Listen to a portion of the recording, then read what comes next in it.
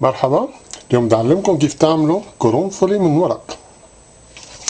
بيلزمني أوراق ملونة من اللي بندون عليها ملاحظاتنا، 4 أوراق مثل هيك من اللون اللي بنحبه، وبضعة أوراق خضراء نفس الأوراق بس خضراء، عقدة شواء مثل هيدي، مقص، ولاصق للورق شفاف أو أبيض مش مشكلة. بجمع ال4 أوراق بصفهم بهالشكل هيدا وبقصهم نصين، برجع بحطهم فوق بعض وبقصهم كمان نصين، برجع بحطهم كلهم فوق بعض وبقصهم جماعيا بشكل طبلي او دربكة مثل ما بنسميها بلبنان بالشكل هيدا. بنضل ضاغطين باصبعنا بشكل ما تفقد الاوراق ترتيبها على ضغط المقص.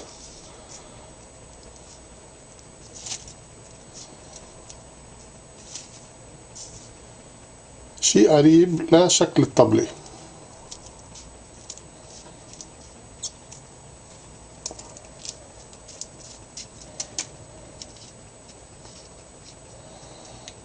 ظبطها بعد شوي.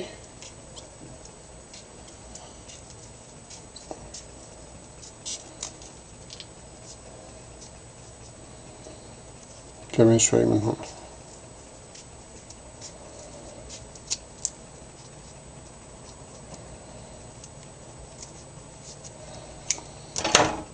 هيك صارت منيحة، صارت مقبولة. مثل ما شايفين صار عندي هالشكل هيدا. ضل ضغطهم بإصبعي كامشهم، بقصهم بشكل 7 بهالشكل هيدا، 7 كبيرة بالنص بالوسط بالشكل هيدا. برجع على الجنب بقص 7 صغيرة بهالشكل هيدا بشكل يصيروا مثل المنشار.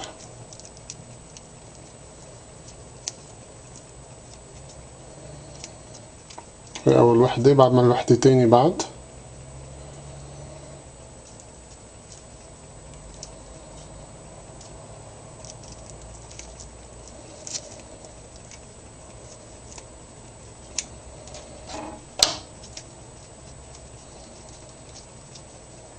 ضل ضغط بإصبع حتى ما اخسر الترتيب.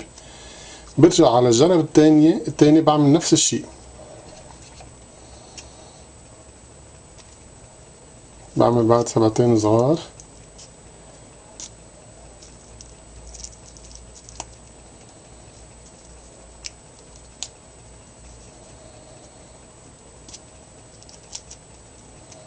بعد وحدة.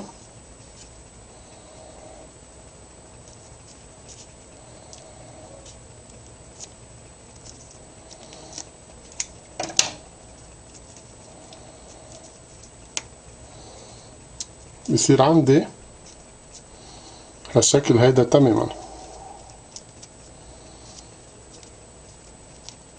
شايفين كيف؟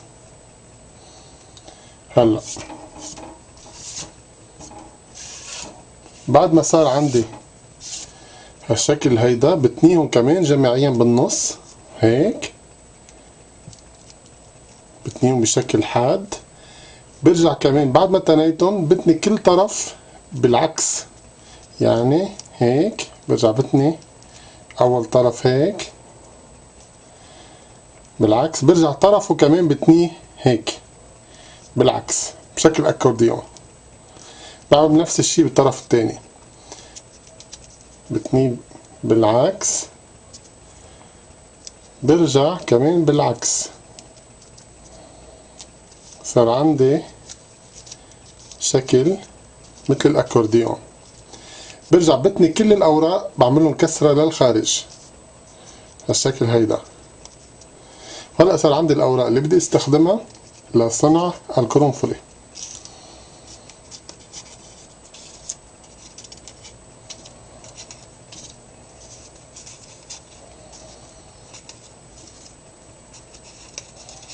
عندي 16 ورقة لصنع قرنفلة زرقاء جميل. بحط اللاصق على أسفل كل ورقة مثل ما شايفين، حاطط خشبة مشان ما لوث الطاولة باللاصق، لأنه على طرف الأوراق عم ينزل شوية لاصق فما بجوي الطاولة. إذا ببلش بلف أول ورقة بهالشكل هيدا على رأس العودة، بلفها هيك بتنيه أول كل، بعدين ببرمها بالشكل هيدا، برجع بحط حدها ورقة تانية،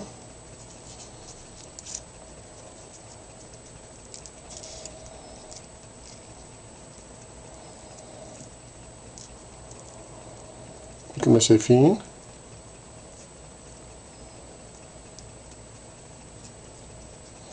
من المهم انه الكسرة اللي عملتها تكون للخارج، هيدي الكسرة التانية اللي عملتها تكون للخارج مش للداخل، حتى تبين القرنفلة طبيعية. هي الكسرة عملتها خصيصا تقلد شكل القرنفلة اللي بتجي مجعدة ومزركشة وحلوة. إذا بكفي داير من دار دايما بخفي العيوب، المحلات الفارغة بغطيها بمليها،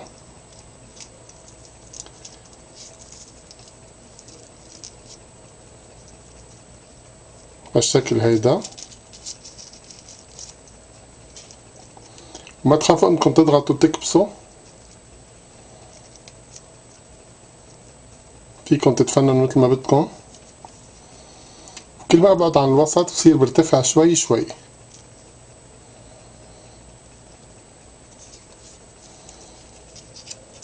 شايفين كيف؟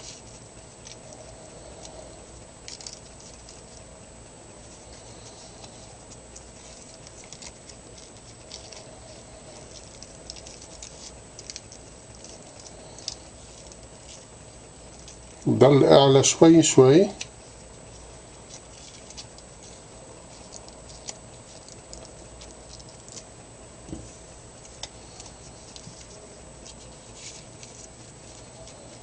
مثل هيك. وبكفي كافة الأوراق حتى أحصل على هالشكل هيدا.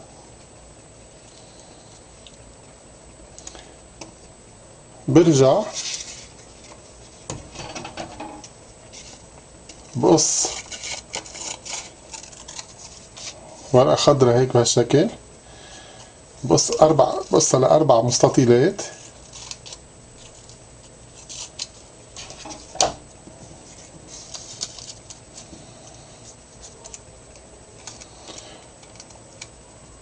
وبقصهم جماعيا بشكل أوراق الشكل هيدا.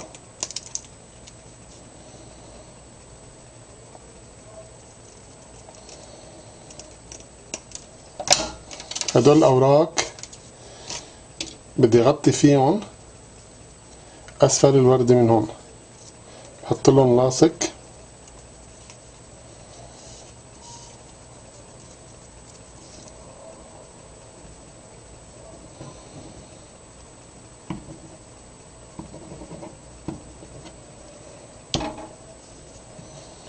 بهالشكل هيدا.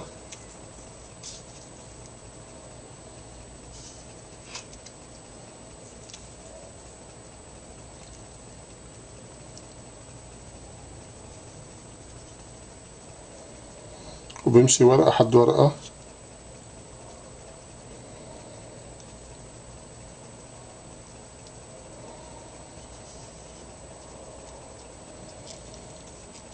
بشكل غطي كل أسفل الوردة بالأوراق الخضراء.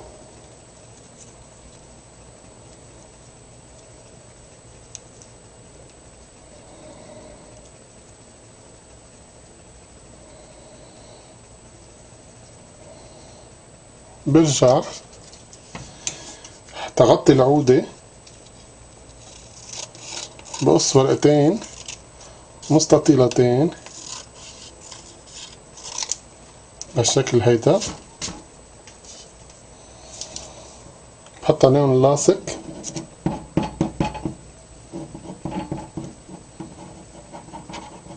بدهن لاصق على كافة المساحة.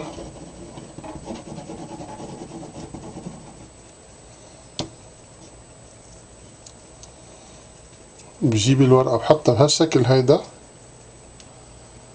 على العودة وبلصقها من طرف واحد بهالشكل هيك، وبضغطها بشكل انه تلصق جيدا. برجع بلفها هيك مثل السيجارة، مثل لما نلف سيجارة هالشكل هيدا، ونصير نبرمها ونضغطها ونخفي كل التضاريس اللي طالعة. وهون بنضغط شوي، بتاخد وقت شوي لتنشف، بيكون معنا مجال انه نضغط ونغير مثل ما بدنا. اذا سويت اول جزء كفي لتحت نفس الطريقة، بحط اللاصق هيك الورقة. الطرف اللي ضل مش مشكلة، حيتغطى بالمزهرية، ما ضروري انه نغطيها كلها، المهم الطرف الظاهر. اذا بضغط بشكل تتغطى كليا بهالشكل هيدا. هلا بدي اعمل اوراق القرنفلة. القرنفلة إلها اوراق مميزة، بتجي عريضة من تحت ومروسة من فوق. بدي احاول اقلدها بهالشكل هيدا. بدي اعمل 4 اوراق تقريبا، بتنيها بصير بعمل هيك.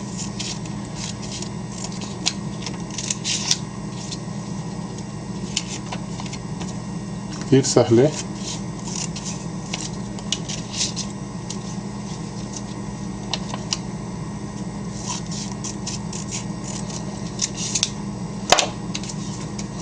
تعمل لها حجم، هي عادة بتجي كمان سميكة ورقة القرنفل، بدي اعمل لها حجم، بتنيها بهالشكل هيدا شوي هيك. بعمل لهم تنيات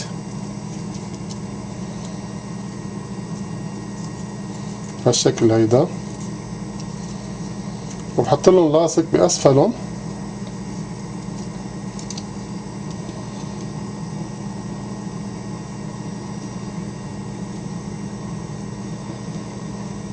كتير سهلة.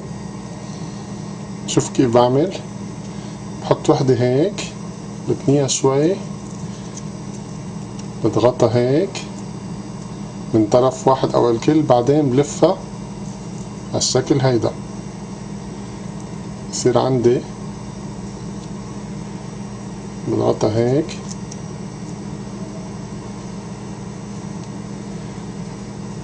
يصير عندي ورقة قرنفلة.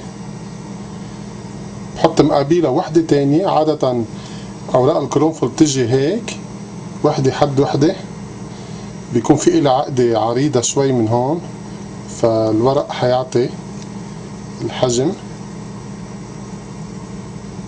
تماما بالشكل هيدا.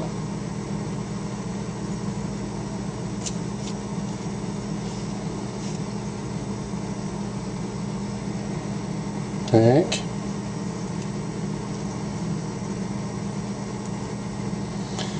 برجع بعمل ورقتين تانيين نفس الطريقة أسفل شوي،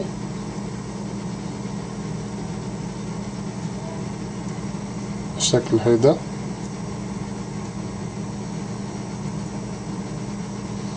وحدة كمان وحدة تانية مقابلها.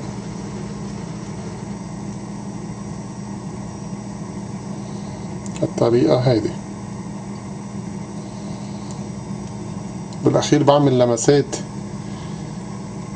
اخيرة، بشوف وين في عيوب بظبطها، بظبط الوراق مثلا بجلسهم.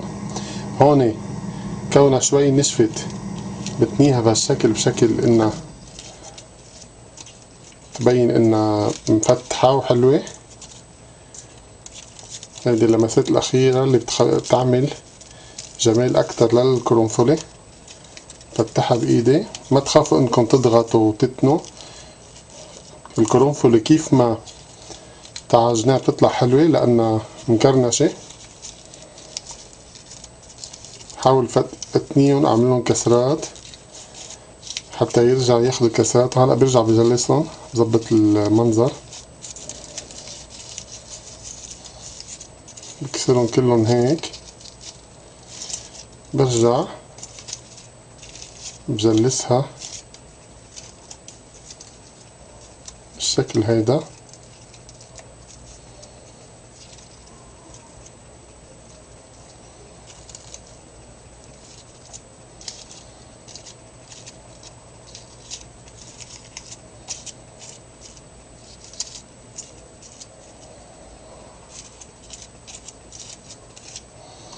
وهيك بيكون صار عندي قرنفلة جاهزة للوضع بالمزهرية، حتى بفاز مثل هيدا.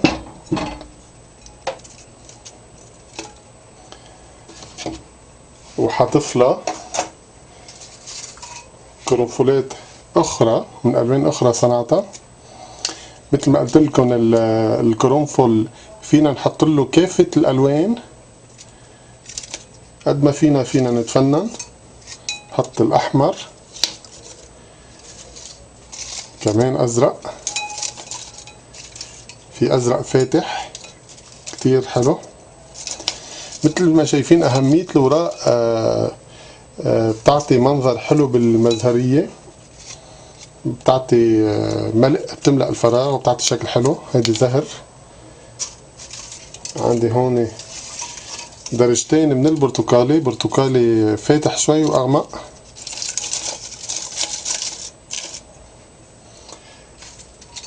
كمان زهر وأصفر فاتح. فينا كمان نعمل ألوان غير مألوفة مثل الكحلي أو أسود مائل للكحلي، بيطلع كتير حلو. فينا نعمل كمان الأبيض الجميل.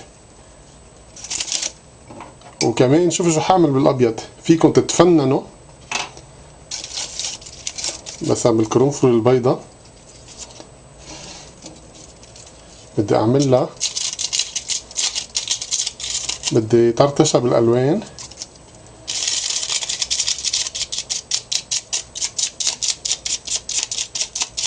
فيكم تستخدموا أي لون، أزرق، ليلكي،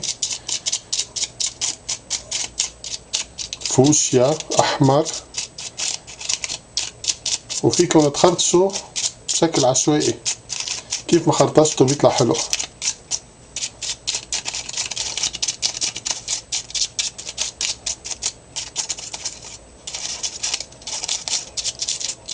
فيكم تكثفوا اللون وتخففوه قد ما بدكم. كل ما طرطشتوا كل ما بتعطوا لون حلو. تحاولوا انتو قد ما فيكم تقربوه للطبيعة.